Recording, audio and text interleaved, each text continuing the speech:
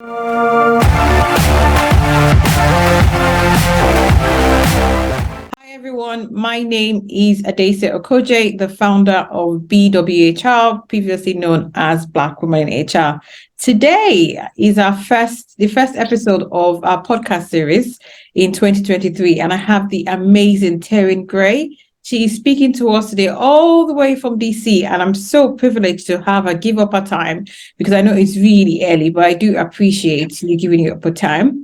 Terry is going to be talking to us about her personal experience, her journey in HR, sharing some key nuggets with us so that you can learn, you can have some key takeaways.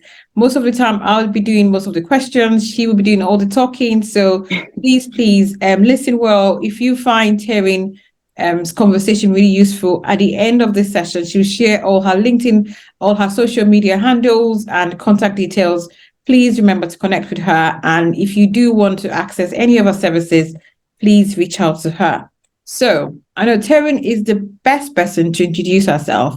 But before we dive in, how about me just saying a little bit of something from her wonderful LinkedIn profile, which I love your photo on your LinkedIn. It's very boss lady with your hands, very pretty.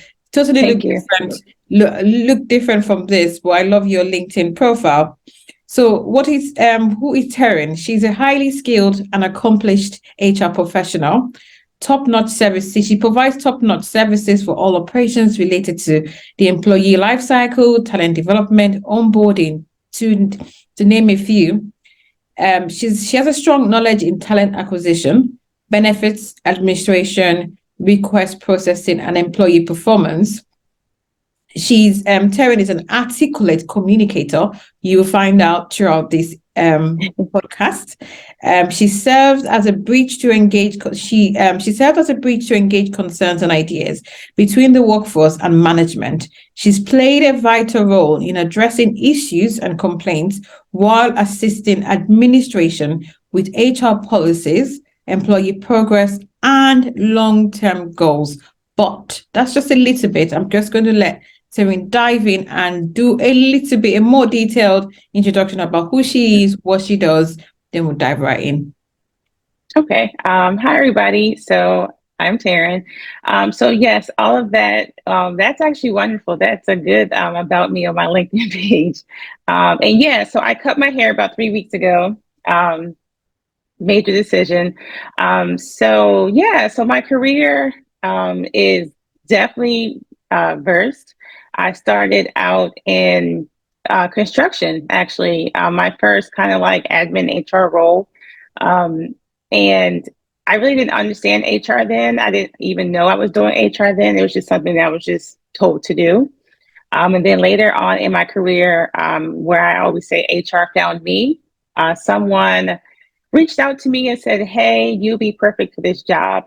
And it was with the federal government. And I went there to do project program management with the manpower/HR program that they had there. So that's kind of where my HR career started. And I went back to corporate and kind of learned the operations side of recruiting in HR. And that's kind of where my love for HR kind of came, because I love policies, I love problem solving, I love goals. I always say, if you don't have goals, what are you doing in life? So everything is based on my career. I can say is based on like my experience that I've had within the workplace, and it's brought me to here at Jumpstart HR, where I am a HR business consultant, where I do service small business owners and entrepreneurs, and we help them build their HR department or help them strategize or recruit. Also, I do, I guess you can say, community work within my local community, where I also help small business owners, nonprofits, and entrepreneurs, and be a resource to their business, whether it's grants, whether it's business plan writing. I do kind of partner with the local delegates here and with local leaders within the company. Also, I do host a monthly webinar series called Wholesale Thursdays, where it's designed to give small business owners and entrepreneurs a healthier work-life balance. So I do a lot. I have done a lot. I've worked across multiple industries, multiple sectors, federal, and private. So yeah, that's a little about my, I guess you can say, 10, 11-year history of HR. Thank you so much. That's fantastic. So you've told us, you've talked a lot about your HR journey. I'm just going to ask you, aside from HR, what other commitments have you got going? Besides HR, well, we have Wholesale Thursdays, which is more so outreach within the community. And then the other community work that I do with leaderships, with businesses and nonprofits. I am a hairstylist. So I do that. I had locks, but I cut them. So I do locks here in America. So what else? Soccer games, anything where I can, anywhere where I see myself being a help or um, just being there. I guess right now you can say it's more so outreach. My goal is to kind of build my outreach within my community. I'm learning so much about where I was born and raised that it makes me want to get out and help people like me, not just a Black woman, but also a woman, help them kind of start their journey or just help them figure out what they want to do. There's so many things that I wish I would have looked into in my career. Um, and I just want to be, a service to them and helping them. So however I can do that within the community, that's what I've been working on right now. Thank you. I see you do a lot of giving back, and I love your hair, by the way. And I am on the road. I am actually cutting my hair again as well on Saturday. So Do it. no, I know it was. I know. It's been a long time coming. I've always wanted to cut my hair, and I just said this year I'm going to cut it before my birthday. And and if I don't like it, I'll just put on the cap. So thank you for that. And I can see you pay it forward all the time. So we're going into HR. So in the workforce, in organization, sometimes managers, leaders look to us for guidance, advice, support, strategy. I still feel we should be at every table. But in your opinion, how does HR change the world? HR changes the world by focusing on employees. I feel like within my journey, I was always taught to focus on the business.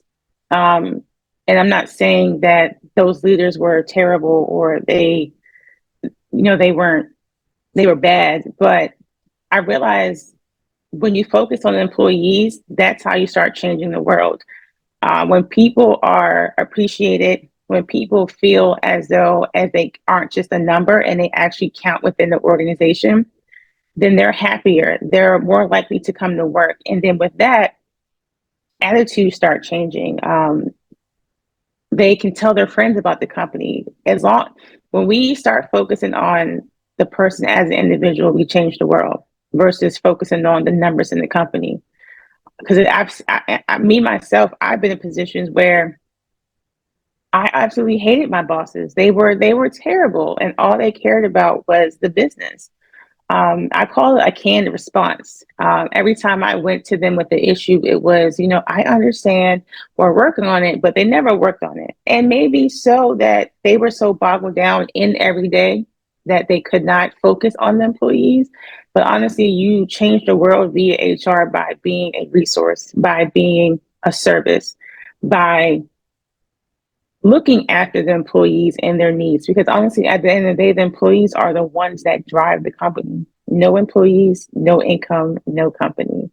So I feel like if HR focused more so, I call it the employee experience. If we focus more on the employee experience and push that out to the world, then it would save maybe a lot of people. Some people commit suicide because their work is so hard.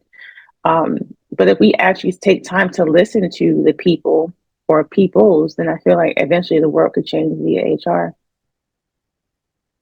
Okay, I agree with you. And moving from HR and what we do and EDI, equity, diversity, inclusion, and belonging. And I know it's different from the UK and it's different from the US. And I'd just like to probably get your perspective and understand how you approach it in your consultancy work and how when you work with your clients. So how do you break the bias of being a Black female? And how do you, so the two sides of the question, and we probably would dive a little bit into that equity, inclusion. How does that work? What approach do you take with your clients or your peers or your community back in America? I would like to understand that.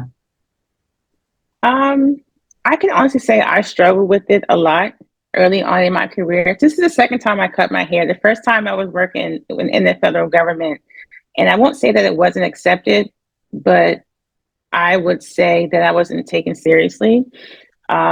So moving through, my positions, I went back to the polished look, so I can be accepted. And then now at this age, as a previous business owner, I realized that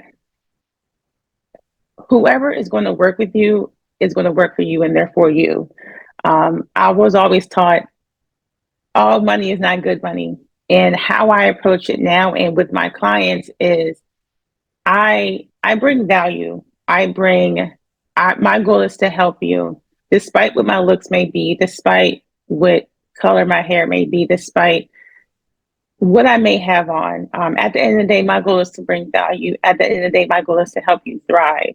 And I've been fortunate enough that if I stand firm on my beliefs and if I stand firm on my job is to make your company thrive and make your company have a successful HR department. So I feel like I've been fortunate enough to, and I do not know if I've been discriminated upon, but I've been fortunate enough to have people that see past my locks, that see past my short haircut, and they see and hear in my voice that, yes, she knows what she's talking about. Yes, she is going to help us. Because I'll be the one to admit if I do not know something, I'll say, you know what, at this moment, let me get back to you on that one. Let me research this for you. I'm honest. I'm open. I admit when I'm wrong. I admit when I made a mistake. And I feel like having that upfront, being upfront and what's the word I'm looking for? Transparent. Being transparent when it comes to clients builds a trust. So no matter if I go bald tomorrow, my clients are going to say, "Oh my gosh, you changed your hair again." But at the end of the day, they know that I am going to get the work done and that it's going to get done and they're going to be successful and I'm going to be successful. So. Thank you so much. That was really good. So my next question is, which probably is a closing question because this entire podcast should be less than 30 minutes. I don't want to keep you on, but we'll still have a little chat because I still want to ask you something. So what key advice would you give to anyone that wants to start an HR consultancy could be in America, in the UK? What should they consider before they start their own consultancy? I would consider what are the areas you love best in HR. Because when people think of HR, I think of hiring and firing. Absolutely. And I tell people all the time, I'm like, there's so much more to HR than hiring and firing. I've never fired anybody. I know. Or can you get me a job? I'm like, no, I don't even do that. Yeah, exactly. So one thing at Jumpstart, what I love, so at Jumpstart is Joey Price, who's the owner. He has a very good mix of people that are good at different things. And I would say find out in HR what you love the most. I had to really sit down to figure out what I love the most about HR. And one thing I did not like was being employee facing. When I was director of HR, I was like, oh my gosh, my door is evolving. Every day there was a problem. All day there was a problem. How do you come to work and just not be happy? So I was like, hey, let me go back on the operations side. Mm-hmm. And building a business around what you love. Honestly, what I do on a daily basis makes me feel like I'm cheating on work because I love what I do. Oh, I love strategizing with companies. I love building a handbook, as corny as that sound. I love building handbooks. I love building policies. You love to see the impact, the change, the Yes. transformation. Yeah, so starting an HR consultant business or just being in HR, really sit down to really figure out, okay, what do I love about HR?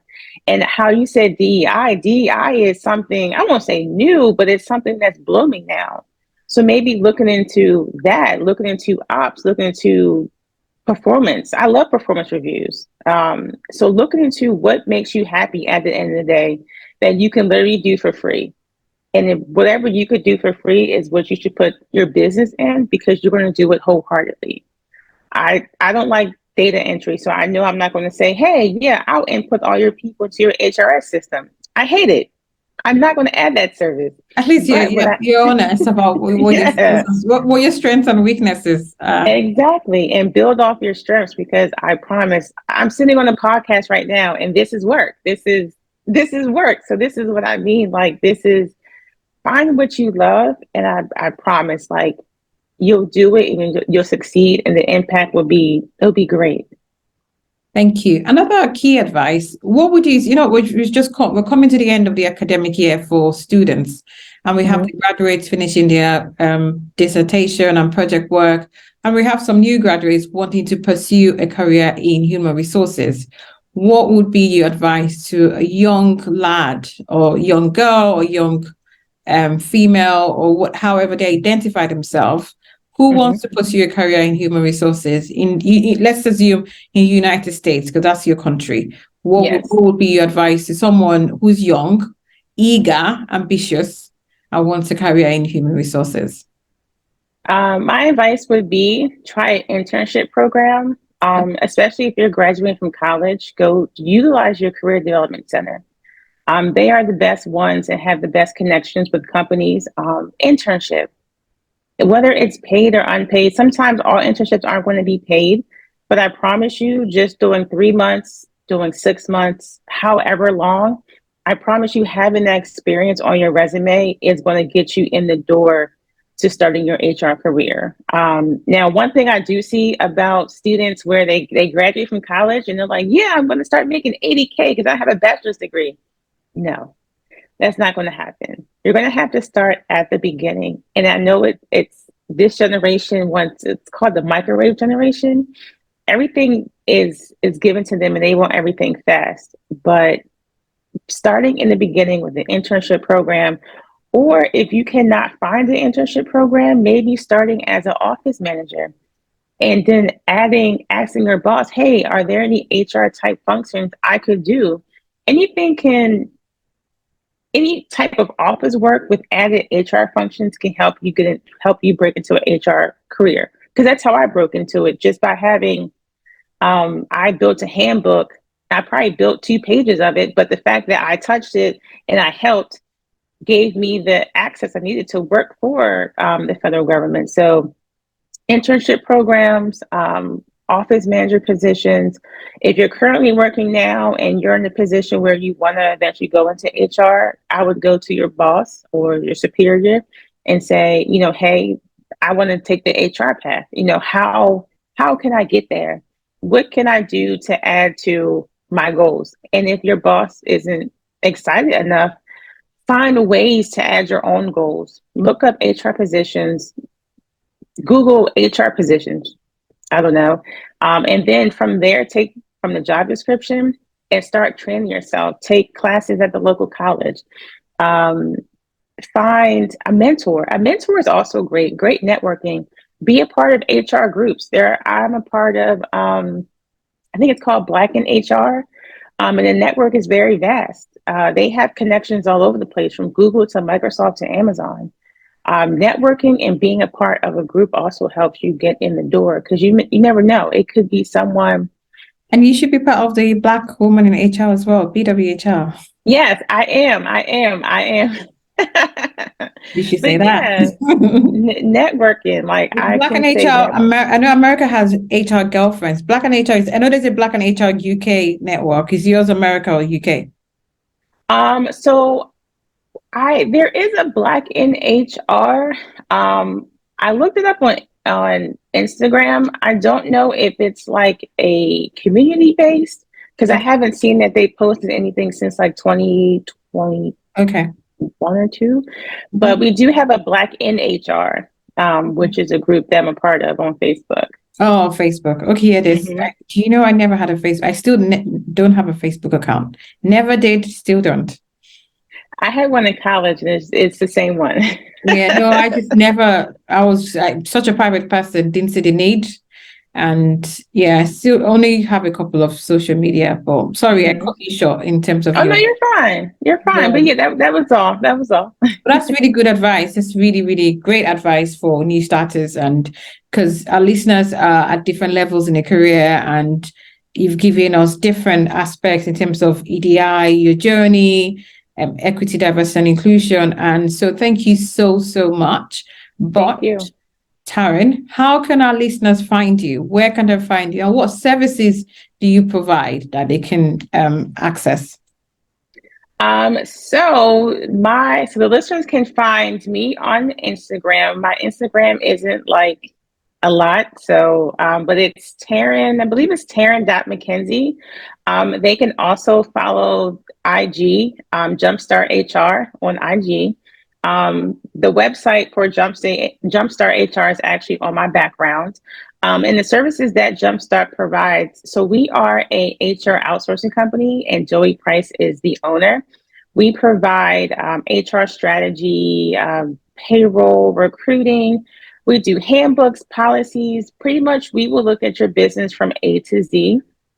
If you want to reach out to me, I can definitely give you my email. So my email is T as in Tom Grey, Grey at jumpstart-hr.com.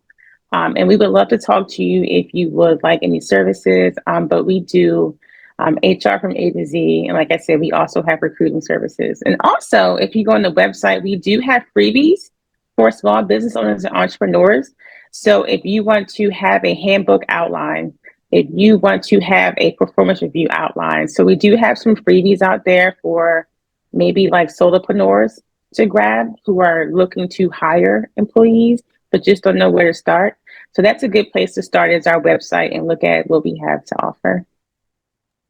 Thank you so much. And to all our listeners, thank you for listening. You have come to the end of today's podcast on listening to Taryn Grey, who is an HR consultant dialing in from DC. And please feel free to, if you're watching us on Instagram, LinkedIn, or the full video on YouTube, please remember to click the subscribe buttons, follow us on all our social medias. And if you have any questions, do send an email to me on info@bwhr.co.uk. Again, thank you. My name is Thank Adesi you. Okoje. I'm the founder of Black Woman in HR. Thank you for listening.